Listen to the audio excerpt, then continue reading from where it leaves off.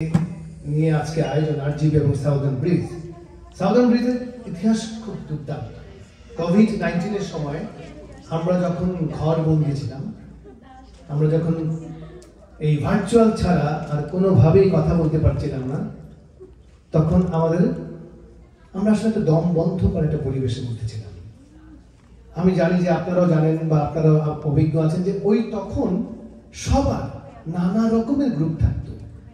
ছোটবেলার বন্ধুদের গ্রুপ, বড়বেলার বন্ধুদের গ্রুপ, মানে এরকম গ্রুপের সাথে আমরা কথা বলতাম, জুমে কথা বলতাম।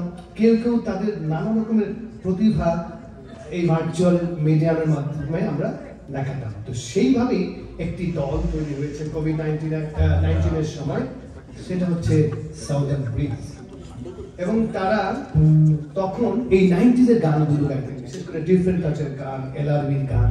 এবং এই গান গাইতে গাইতে তারা ভীষণ জনপ্রিয় হয়ে যান এবং মানুষের কাছে এত প্রিয় হয়ে যান যে তারা নানা জায়গায় শো করেছেন। অ্যারিজোনা করেছেন, লস অ্যাঞ্জেলস করেছেন, নিউ ইয়র্কে করেছেন।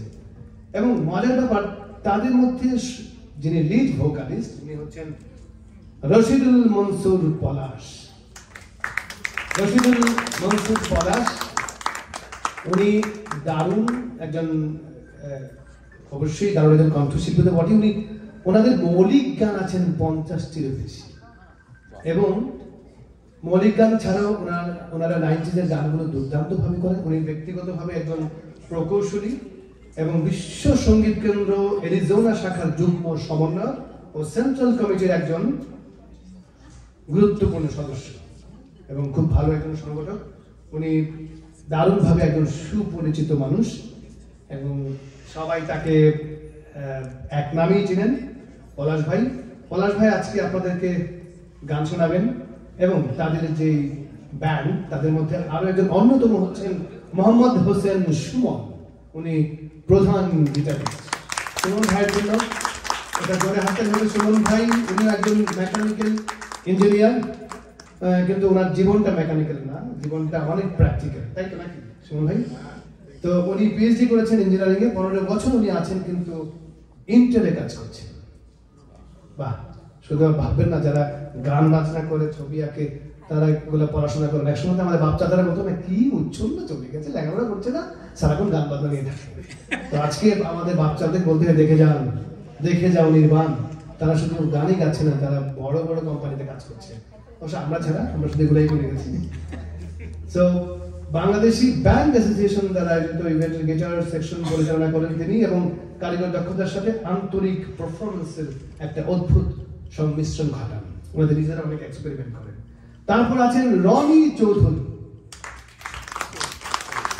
রনি ভাই, যদি আমি ভুল না করে থাকি, আপনার একজন প্রিয় বন্ধুর নাম হচ্ছে কাজী আহমেদ।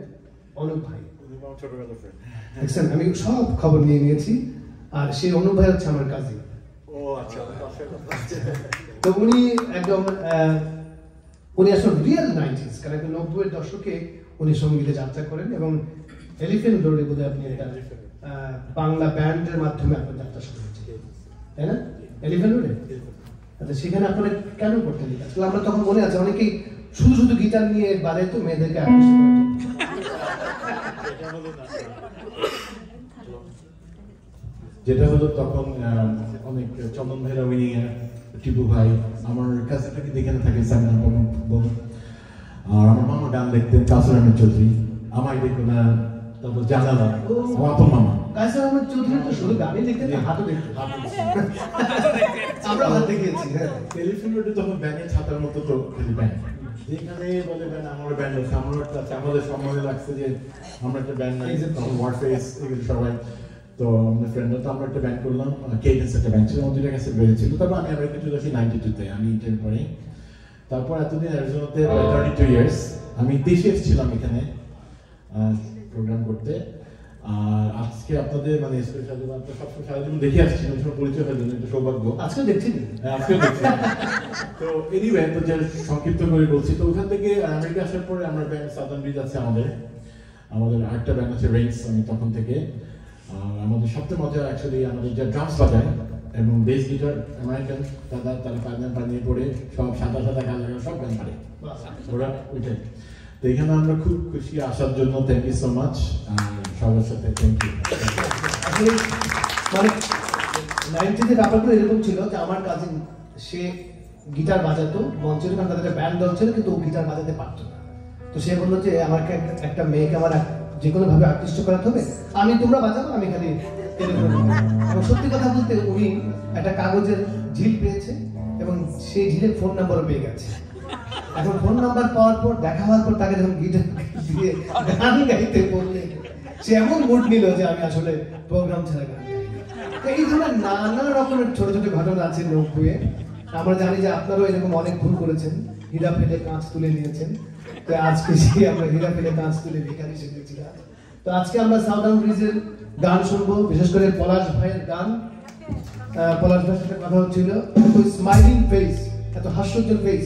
আমি ওনার কাছ থেকে কিছু বিরহের গান শুনতে চাই, হাস্যোজ্জ্বল ফেস ছাড়া। আপনারা এনজয় করেন সাউদার্ন ব্রিজে।